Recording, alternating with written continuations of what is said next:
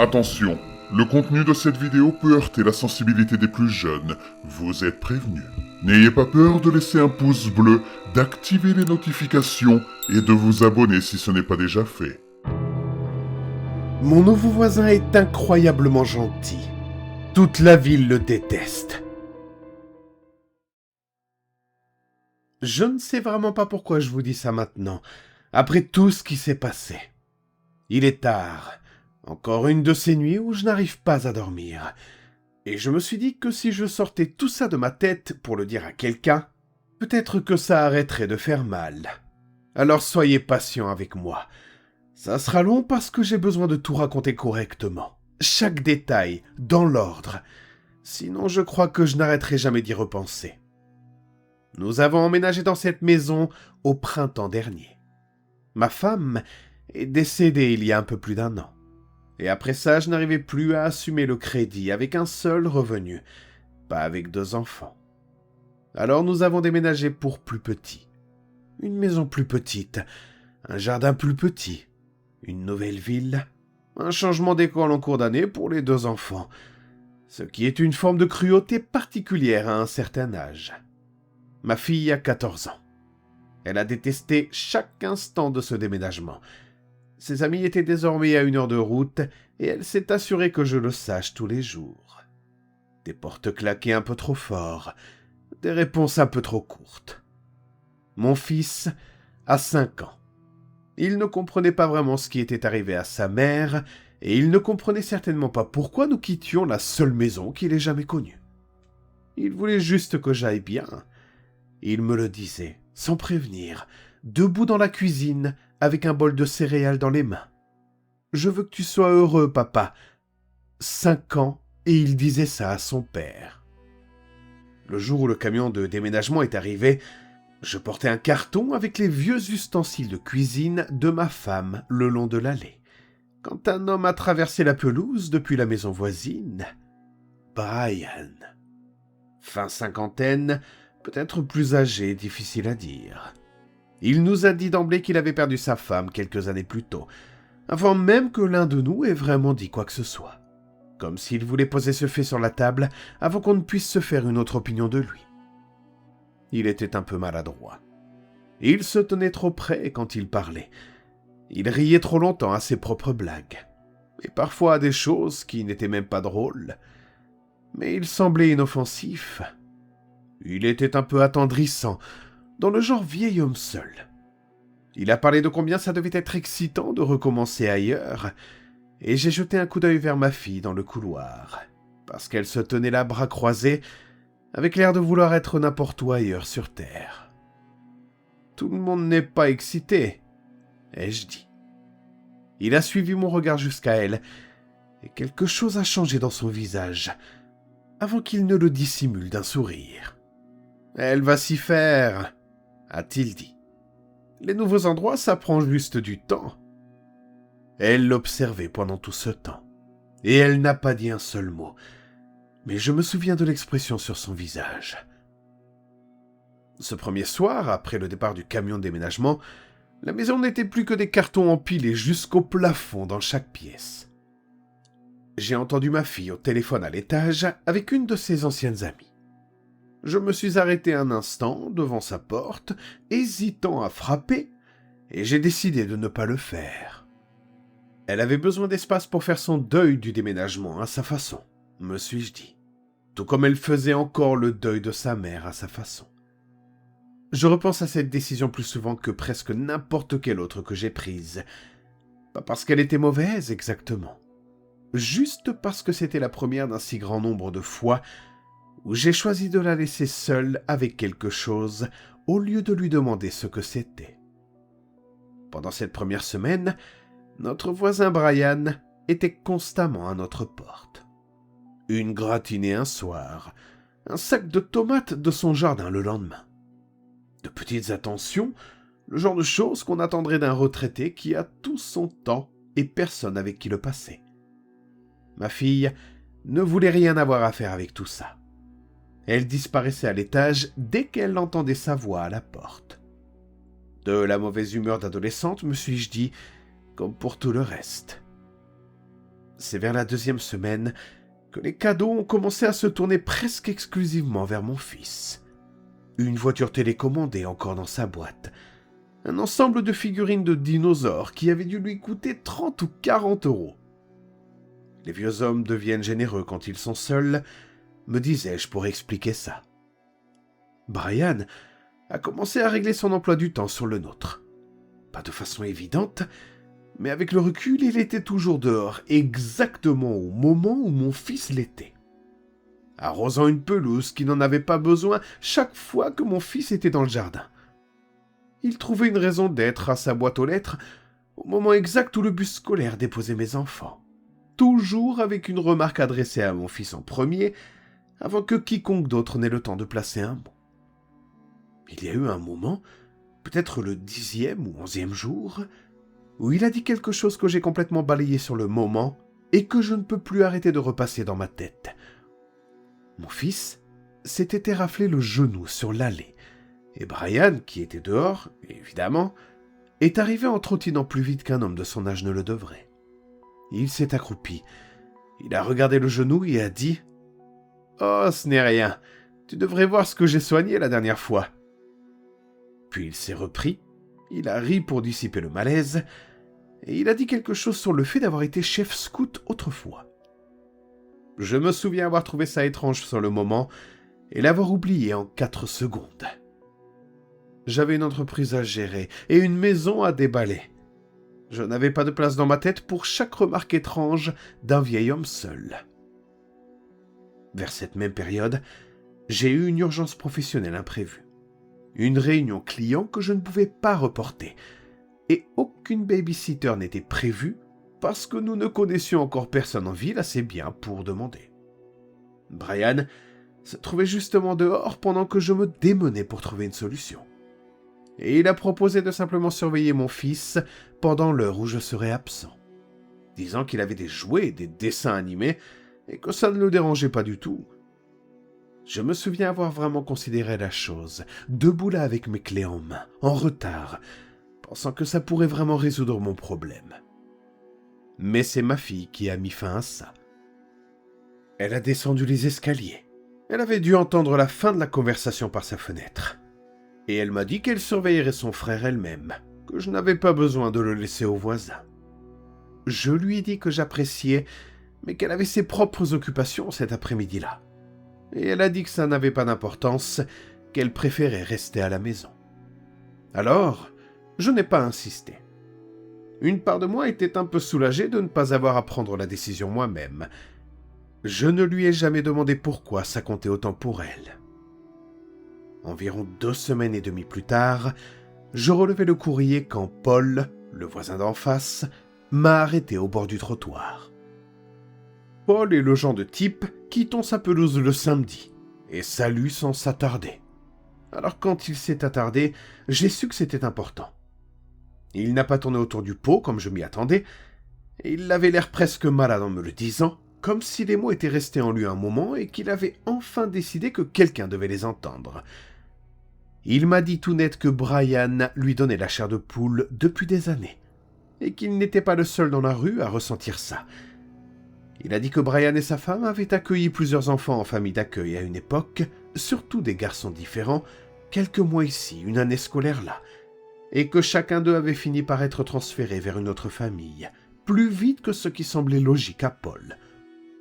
Il a mentionné un garçon en particulier, Marcus, qui était resté le plus longtemps de tous, presque une année entière. Il s'était apparemment enfui de la maison 2 fois avant que le comté ne finisse par le retirer et le placer ailleurs définitivement. Paul a dit que personne n'avait jamais obtenu de réponse claire du garçon sur les raisons de ses fugues, seulement qu'il se taisait dès qu'on essayait de lui demander. Paul a d'ailleurs expliqué qu'aucun des enfants n'avait jamais dit grand-chose pendant qu'ils étaient encore là. Les enfants de cet âge le font rarement, mais quelques voisins de l'époque juraient que les garçons semblaient toujours devenir silencieux et se faire tout petits quand Brian était dans la pièce. « Je sais comment ça sonne », a dit Paul. « Mais je ne laisserai pas cet homme approcher mes propres enfants à moins de 3 mètres, et je ne l'ai pas fait depuis 15 ans. Quelque chose ne va pas chez lui. Le monde dans cette rue le sait. Personne n'a jamais pu prouver quoi que ce soit, alors personne n'en parle à voix haute. Mais je te le dis, tiens ton fils éloigné de lui. Je suis sérieux. Ce soir-là, j'ai dit à mes enfants de garder leur distance avec Brian. Ma fille n'a même pas levé les yeux de son téléphone, mais je l'ai vue hocher la tête. Comme si je ne faisais que rejoindre enfin quelque chose qu'elle avait déjà décidé des semaines plus tôt. Mon fils a demandé pourquoi. Et je lui ai dit que Brian était probablement quelqu'un de bien, mais que je voulais juste qu'il reste plus près de la maison pour un temps. Mon fils a hoché la tête de la façon dont il le fait quand il n'écoute pas vraiment. Plus tard, ce même soir, au dîner, mon fils a dit quelque chose qui m'a arrêté en pleine bouchée. Les bonnes choses arrivent à ceux qui savent attendre. J'ai ri, parce que ça sonnait tellement étrange dans la bouche d'un enfant de 5 ans. Ce petit dicton qui appartenait au grand-père de quelqu'un, et surtout pas à un enfant à la maternelle qui travaillait encore ses bonnes manières de table. Alors je lui ai demandé où il avait entendu ça. « C'est Brian qui a dit ça », a-t-il répondu, comme si c'était la chose la plus évidente du monde. Je lui ai dit sur le champ de ne plus parler à Brian. Ma fille, de l'autre côté de la table, a repoussé sa fourchette assez fort pour qu'elle résonne contre son assiette. « Je te l'avais dit qu'il était bizarre », a-t-elle dit, sans même lever les yeux. Je lui ai dit que je le savais, que je m'en occupais, et elle m'a lancé un regard qui disait qu'elle n'y croyait pas une seconde. Je n'y ai pas prêté beaucoup d'attention sur le moment. Quelques jours plus tard, je faisais la vaisselle, et j'ai regardé par la fenêtre au-dessus de l'évier pour voir mon fils près de la clôture du fond, en train de parler. Et il n'était pas tout seul. Il était en train de parler, puis il faisait une pause, comme si quelqu'un de l'autre côté lui répondait. Je me suis essuyé les mains et je suis sorti lui demander à qui il parlait. « À Brian ?» a-t-il dit, aussi naturellement que si je lui avais demandé de quelle couleur était le ciel.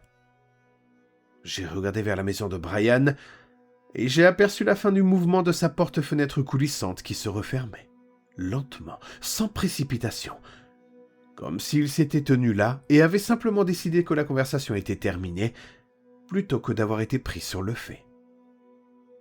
Ce fut la seule fois que ça arriva, parce que je m'en suis assuré. Je suis allé droit chez lui, et j'ai frappé assez fort pour que ça résonne probablement à l'intérieur. Et quand il a ouvert la porte, je ne me suis pas retenu. Je lui ai dit de rester loin de mes enfants, et surtout de mon fils. Je lui ai dit que si je le surprenais encore près de cette clôture, peu m'importerait ce qui était vrai ou faux, je m'assurais que tout le monde dans cette rue entende exactement ce que Paul m'avait dit, et plus encore, et que j'en parlerai bien évidemment à la police. Il n'a pas argumenté. Il est resté là à encaisser, les épaules affaissées, s'excusant d'une voix douce et abattue, disant qu'il s'était laissé emporter, qu'il était seul, qu'il n'avait voulu faire aucun mal à personne. Je me souviens avoir presque eu de la peine pour lui à ce moment-là. Puis, il y a eu une fête de quartier vers la fin de ce premier mois. Des tables pliantes dans l'allée de quelqu'un, un barbecue allumé, des enfants courant d'un jardin à l'autre sans vraie limite. Brian est venu, et j'ai été témoin de quelque chose que je n'ai jamais vraiment enregistré sur le moment tant c'était évident. Les conversations s'éteignaient dès qu'il s'y joignait. Une femme a rassemblé ses 2 enfants sous prétexte de leur chercher une assiette, au moment même où Brian s'accroupissait près de leur coin du jardin.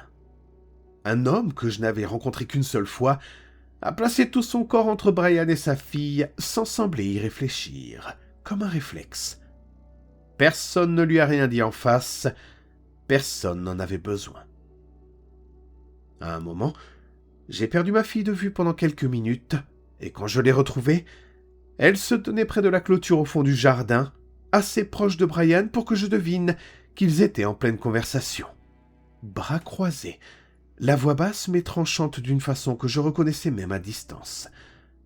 Le temps que j'arrive à eux, elle s'éloignait déjà de lui, et Brian faisait ce même affaissement d'épaule abattue que j'avais vu sur le pas de la porte. J'ai demandé à ma fille de quoi il s'agissait. Elle a dit qu'elle lui avait dit d'arrêter de tourner autour de son frère, que ce n'était pas normal et qu'elle se fichait de savoir à quel point il était seul. Je lui ai dit que ça suffisait probablement, que je m'en étais déjà occupé, et elle a dit doucement, comme si elle ne s'attendait pas vraiment à ce que je l'entende, « Je ne crois pas que tu t'en sois occupé. » Je n'ai pas insisté. Après ça, les choses se sont calmées, vraiment calmées. Plus de cadeaux, plus d'accroupissement près de la clôture, plus d'arrosage d'une pelouse qui n'en avait pas besoin chaque fois que mon fils était dehors.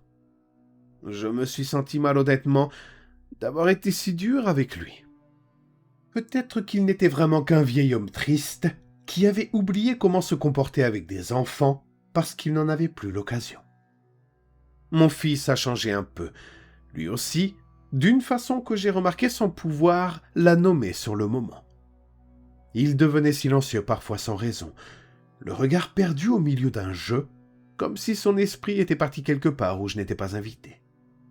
Je lui ai demandé une fois à quoi il pensait, et il a juste haussé les épaules en ne disant rien. Le même haussement d'épaules que sa sœur me servait pour tout.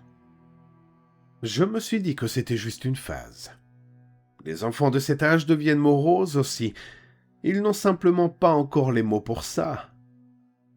Ma fille est devenue plus silencieuse elle aussi durant cette période, mais d'une façon différente de sa mauvaise humeur habituelle. Elle était vigilante presque. Plusieurs fois, je l'ai surprise à regarder par la fenêtre de la cuisine vers la maison de Brian plus longtemps que nécessaire, comme si elle surveillait quelque chose auquel le reste d'entre nous n'avait cessé de prêter attention. Je lui ai demandé une fois si tout allait bien, et elle a juste dit que oui, et elle est montée à l'étage. Elle est encore en train de s'adapter au déménagement, probablement. Et il y avait toujours une explication à portée de main cet été-là. Une raison pour laquelle il était plus facile de ne pas s'attarder sur ce que je ne comprenais réellement peu de ce qui était en train de se passer sous mon propre toit. Avec le recul, je peux voir tout ça comme une piste tracée devant moi. Sur le moment, ce n'était que du bruit. Un petit bruit oubliable. Ma fille n'est pas rentrée de l'école à l'heure un jeudi. Je n'ai pas paniqué tout de suite. J'ai pensé qu'elle était peut-être avec de nouvelles copines, qu'elle commençait enfin à se sentir chez elle quelque part. Vers 16 heures, j'ai commencé à appeler son téléphone sans réponse. Vers 17h30, j'appelais les parents des 2 filles qu'elle avait mentionnées en passant ces dernières semaines. Des filles que je n'avais jamais rencontrées, et aucune d'elles ne l'avait vue depuis la sonnerie de fin des cours. Vers 18h, j'ai appelé l'école. Vers 18h30, j'ai appelé la police. Je ne vais pas raconter ici chaque heure de cette nuit-là. Si vous avez déjà eu à passer cet appel, vous savez ce que ça fait. Et si vous ne l'avez jamais fait, j'espère de tout cœur que ça ne vous arrivera jamais. L'agent qui a pris mon premier appel a posé toutes les bonnes questions, calme et rodé, d'une façon qui rendait les choses pires encore, parce que ça signifiait que c'était une situation qu'il avait déjà vue, et que ma fille venait de devenir un numéro de dossier. Il m'a dit qu'il commencerait par son trajet habituel, ses amis, ses relevés téléphoniques, et qu'une patrouille ratisserait le quartier cette nuit-là. Il m'a dit gentiment mais clairement que la chose la plus utile que je puisse faire était de rester près du téléphone au cas où elle reviendrait d'elle-même ou si quelqu'un appelait avec des informations. Je n'ai pas pu faire ça. Je sais maintenant que ce n'était peut-être pas le bon choix, ou du moins pas celui qu'ils attendaient de moi, mais je ne pouvais pas rester assis dans cette cuisine à ne rien faire pendant qu'il faisait encore assez jour dehors pour voir quoi que ce soit. Alors une fois que les policiers ont eu ce dont ils avaient besoin de ma part, je suis monté dans ma voiture et j'ai moi-même commencé à suivre son trajet de l'école à la maison, lentement. Ce trajet passe par notre rue, devant chez nous, devant chez lui, Brian. Sa voiture n'était pas dans l'allée. D'ailleurs, la maison avait quelque chose d'étrange dans l'obscurité. Aucune lumière. Un des rideaux du salon avait complètement disparu et il ne restait que la vitre nue là où le rideau pendait autrefois. La porte d'entrée était entr'ouverte de quelques centimètres, comme si elle avait été fermée à la hâte sans bien s'enclencher. J'ai appelé sur place, depuis l'allée, debout sur sa pelouse avec le téléphone contre l'oreille, décrivant à l'opératrice ce que je voyais et où je me trouvais. Elle m'a dit d'attendre une patrouille, mais je n'ai pas attendu. Une part de moi savait déjà, je crois, debout là sur son porche, et une autre part de moi avait besoin de voir avant que quiconque ne puisse me dire ce que ça signifiait. La maison était presque vide, des meubles manquaient dans certaines pièces, et d'autres étaient encore intacts dans d'autres pièces, comme s'il n'avait emporté que ce qui comptait pour lui et abandonné le reste sans y penser 2 fois. Il y avait une porte au bout du couloir qui était fermée, et dès que je l'ai ouverte, j'ai compris que cette pièce était différente du reste de la maison. Elle était propre, soignée, entretenue, dans une maison qui avait été sinon dépouillée et laissée à l'abandon. Les murs étaient couverts chaque centimètre de photographies de ma fille. Pas récentes seulement, pas seulement des derniers jours, toutes remontant jusqu'au tout premier jour de notre emménagement. Elle marchant vers l'arrêt de bus. Elle assise dans le jardin en train de lire. Elle photographiait à travers ce qui devait être la fenêtre de notre propre cuisine, à table, ne regardant pas celui qui tenait l'appareil, parce qu'elle n'a jamais su que quelqu'un était là pour la photographier. Sur le bureau, sous les photographies, il y avait une seule feuille de papier, pliée une fois, avec mon nom écrit dessus dans cette même écriture soignée. Je veux transcrire ici exactement ce qui était écrit, parce que j'y pense plus qu'à presque tout le reste en ce moment. On pouvait y lire « J'espère que tu comprends que je n'ai jamais voulu de mal à ton fils. Les garçons me rappellent simplement une version de moi-même que je n'ai jamais pu garder. Je suis désolé si je t'ai déjà inquiété.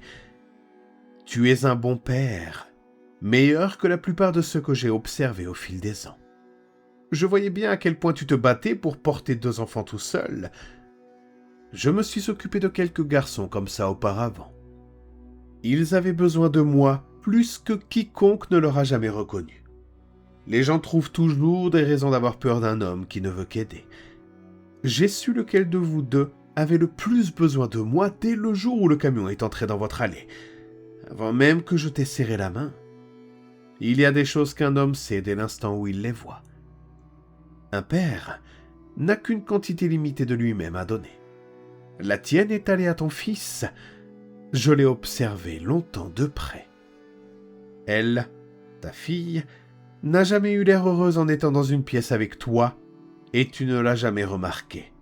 Mais moi, si. Tu n'as plus besoin de t'inquiéter pour elle. Je vais m'occuper de cette partie-là maintenant, comme tu n'as visiblement jamais eu le temps de le faire. Elle comprendra bientôt pourquoi j'ai attendu aussi longtemps. Vois ça comme un souci de moins. J'ai tout compris d'un coup, debout dans cette pièce. Chaque cadeau pour mon fils avait été réel dans son esprit à lui. Il croyait chaque mot de ce qu'il avait écrit. Il croyait que ses garçons avaient eu besoin de lui. Il croyait faire quelque chose de bien. Je ne sais pas ce qui leur est arrivé. Ah, vraiment. Pas de la façon dont j'aurais besoin de le savoir pour le dire à voix haute, mais j'en sais assez maintenant pour comprendre que ce que ces garçons ressentaient en devenant silencieux et tout petits dans sa maison n'a jamais été de la gratitude, peu importe ce qu'ils s'étaient persuadés. La peur de ma fille envers lui était réelle depuis le début. Je l'ai balayée pendant des mois comme de la mauvaise humeur, une mauvaise humeur liée à un mauvais déménagement.